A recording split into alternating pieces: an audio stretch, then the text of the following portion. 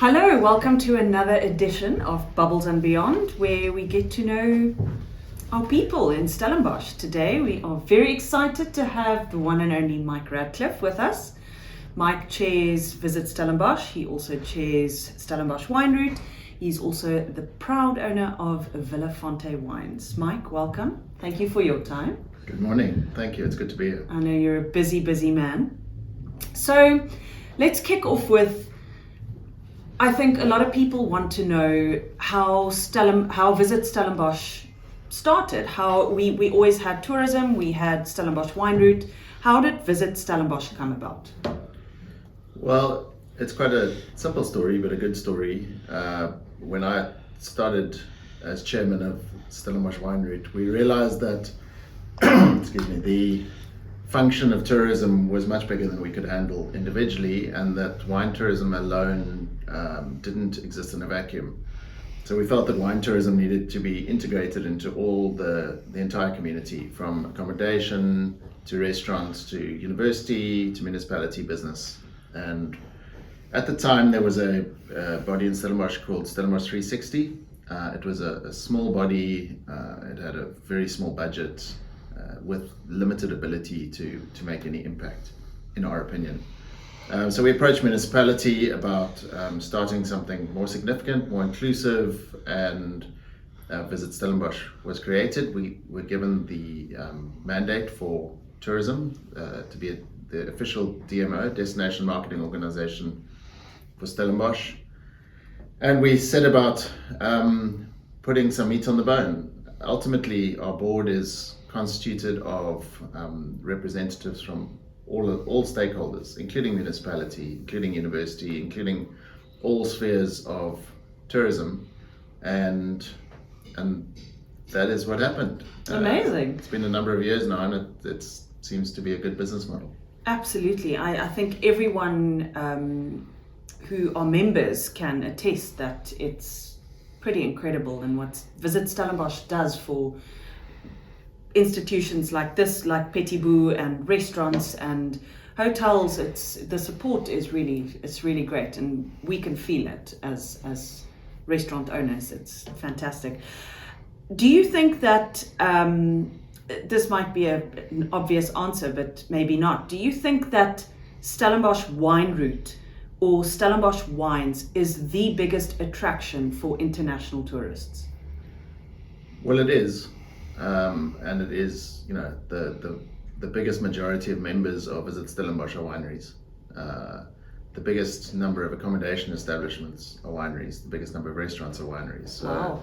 So we have, my facts might be slightly out, but I think 135 winery members. So it does dwarf the rest of the tourism community. So simply by way of numbers, the answer to your question is yes.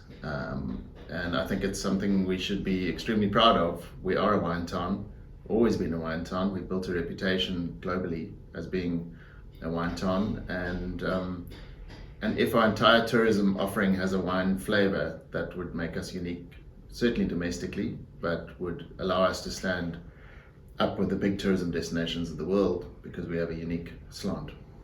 Absolutely. So talk to us about Vilafonté. I mean, that wine, the serious Old Dirt specifically, we serve it by the glass at De Vier, and it flies out of our restaurant. It's incredible, and people absolutely love it.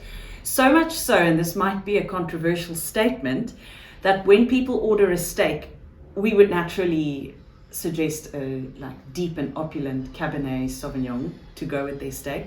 But these days we go, have a glass of Vilafonté. It goes great with steak, and people are absolutely loving it. We have someone who comes back just to have a glass or two of the serious Old Dirt, and sometimes when he arrives, I'm like, just order a bottle, because you're going to have more than 3 glasses. So Vilafonté, your brainchild, how did that, we know your wine history, of course, but tell us about how that was birthed. So I can take a little bit of credit, but not all the credit. And Vilafonté is 28 years old today, this year. 28? Yeah. So our first vineyard was planted in 1997, and the first wine was produced in 2001, and the first wine under the label Vilafonte was produced in 2003. So we've got quite a good track record. I partnered with two incredible Americans, a lady called Dr. Zelma Long, who was head winemaker of Mondavi in Napa, amongst other illustrious positions that she held, and a gentleman called Dr. Phil Fries, who was president of viticulture for Opus One. And between the three of us, we founded Vilafonte. Essentially, they came to South Africa as apartheid was ending, and they were employed as consultants. At the time, my family owned Warwick, and we employed the two of them to help us elevate our winemaking and viticulture. And I at Warwick. And I became friends with them, and they just looked around and said, you know, the incredible terroir of the Western Cape, the ancient soils, the Mediterranean climate, you know, they just looked at it and said, guys, I don't think you guys actually know what you've got here. It's a outrageously perfect environment. And their basic thesis was that there's no reason why a great South African wine or wines cannot be made to equal or better the greatest wines in the world and sit with pride of place on the greatest tables of the best collectors in the world. And they said, well, let's give it a go. So that was a long time ago.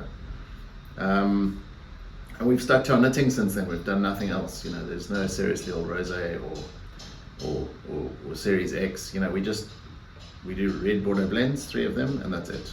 And in 10 years' time, it's probably going to be exactly the same. Amazing. It's been so consistent. So, you know what you're going to get every single year. So how did the name Vilafonte, what does it mean? Where does it come from? Well, that's a great question. My partner, Phil Fries, when he was doing his second PhD, which is an unusual thing for somebody to do, his thesis was something to do with how the oldest soils in the world impact the greatest wines in the world. And in doing his doctoral thesis, his research, he very quickly came to understand that the oldest soils in the world are not in Europe or America or even Asia. They're all in Africa, and more specifically, they're all in Southern Africa, a place that is not had glaciation, has had minimal volcanic activity, and is predominantly sedimentary in nature. And in researching the ancient soils of Africa, which are thousands of times older than the oldest soils anywhere else, he found that the oldest of all the documented soils in Southern Africa was a very unique soil type, and the soil was called Vilafonte. And so he then theorized and said, what would happen if we took the most classic grape varieties in the world and planted them in the oldest soils in the world? What kind of magic might happen? And that's really how Vilafonte started. We planted classic Bordeaux red varieties into the oldest documented soil in the world, and those vines are still in the ground, and they're still working and producing amazing fruit. So that's remarkable. So Vilafonte has become a very known and a very loved brand throughout Stellenbosch, and I think nationally, and I'm sure internationally as well. I'm not sure if you export 32 countries. Okay. And it's received a lot of accolades. What are your thoughts on getting awards, getting that sticker or getting that accolade or recognition from someone significant, like a Tim Atkin or whatever? Does that mean something for a winery? Does it mean something for a winemaker? And how does it affect your sales, if at all? So I need to check my cynicism at the door sometimes. I would say that your chance of winning something goes up significantly when you enter. That's the last cynical thing that I'm going to say. Having said that, I think an award is just a manifestation of recognition.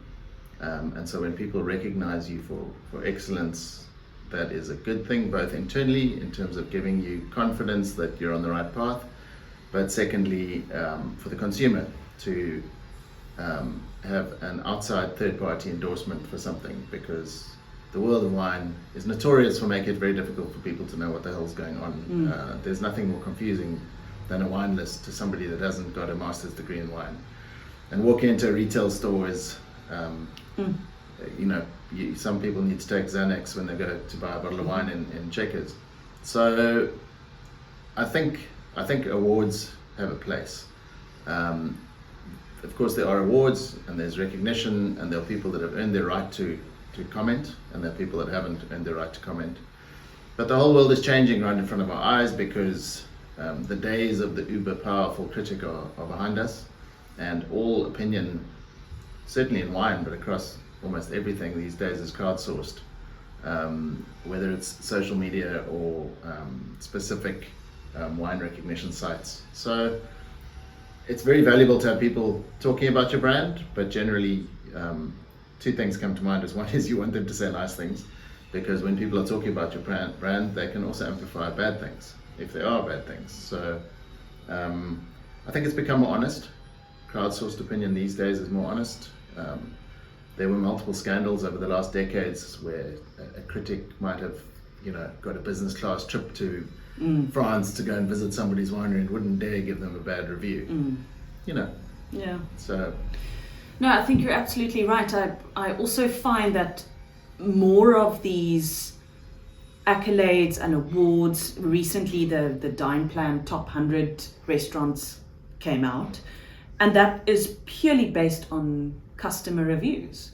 And those kind of accolades mean more to me than what a critic or an expert would say, because at the end of the day, it's the customer that buys your product.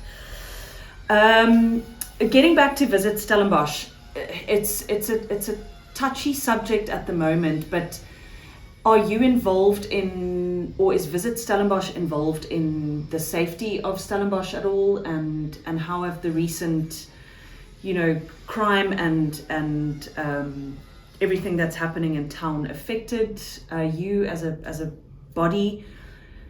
Are you involved in that at all? Yeah, we're deeply involved and deeply conscious of the impact on the town of crime.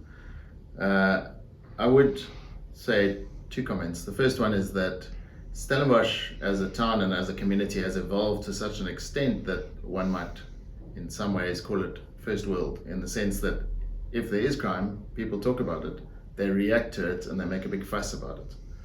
Whereas in many other parts of South Africa and certainly in the world, if you have crime, it's just part of the fabric. It certainly doesn't even get reported on anymore because it's normal. So we do have a situation where an incident will become the talk of the town, which is a good thing. Secondly, fighting crime is outside the mandate of Visit Stellenbosch, but that doesn't stop us from throwing all of our weight at it. Secondly, sadly, fighting crime is outside of the mandate of municipality, because they have no control over South African police services, which is a federal function. So the municipality cannot order the police to go and investigate crimes. So in that sense, policing is slightly dysfunctional. Where we have been able to make a huge impact is in the establishment of City and the Central Improvement District. I heard just yesterday that we had managed to garner the 60% votes that we need from ratepayers in order to establish the Central Improvement District, which will go to the board tomorrow. There's a Stellenbosch board, which will be ratified by municipality, and the timeline, I believe, is June 2025. We'll be able to establish that. Wow. It wouldn't have happened without Visit Stellenbosch. Please don't get me wrong, there's a lot of people who've put a lot of energy into it, but Visit Stellenbosch has played a very important central role in that. I think in corralling opinion, and it has been a bit of a fight, to tell you the truth, but it's a major milestone, and I think it will transform the town, and with that it will transform future perceptions of the town. That's wonderful. And then ultimately, I don't think it's reached tourists yet. I don't think it's affecting our tourism. It's just local communities who kind of feel unsafe, and residents, and people are afraid to drive alone at night and essentially stop going out at night, which is a problem for restaurants like us. But that's great. I mean, I'm glad to hear that vote is finally complete and done. 60% plus one. Amazing. It's done. A knife edge. You won't believe how many people said no. It was quite hard work to understand that, but it is done. And can I just say something is that there is no tangible impact on tourism that we can quantify at the moment. People are talking about it, but the culprits were apprehended immediately. But we're not anywhere close yet to solving the problem. The CID will be a huge step forward, but we have 64, my numbers again I think are accurate, we have 64 cameras in the center of town, and these are monitored by municipality, and a lot of them don't work, so we need to have these functioning, we need to have these working. When the CID is established, I believe that will be the impetus, because essentially the CID is funded by the ratepayers, and so it is quite a vocal body, and we will be able to have all these kind of things. We'll be able to have more robust conversations with municipality, and yeah, I'm pretty excited about it. But just in conclusion on this point, crime is not out of control in Stellenbosch. I think we're the envy of most towns in this country. Absolutely. Yeah, absolutely. We always say we live in a bubble compared to the rest of South Africa. I'm excited for that, for what's to come June 2025. Finally, Mike, it's been a tough 4 years for any town who kind of relies on its tourism. I finally feel, I don't know how you feel, and this is what I want to know and ask you is, do you feel like we have finally come out of that post-COVID deep lull that we were in? And I feel like some say it's going to be the best season that we've had in a very long time. What are your thoughts? Yeah, I think putting COVID into any conversation these days should evoke comedy, because it's no longer relevant. I was speaking to some people the other day, and we were talking about COVID and the ridiculousness of the then Minister of Health, Manto Chabalala Msimang, and her telling us that we couldn't wear open-toed shoes and buy chicken and checkers, and it's just ridiculous. So I think COVID's a thing of the past. We are in better shape than almost everybody as a town. Our tourism did have a tough winter, but probably a better winter than Cape Town, and certainly a much better winter than the rest of the country.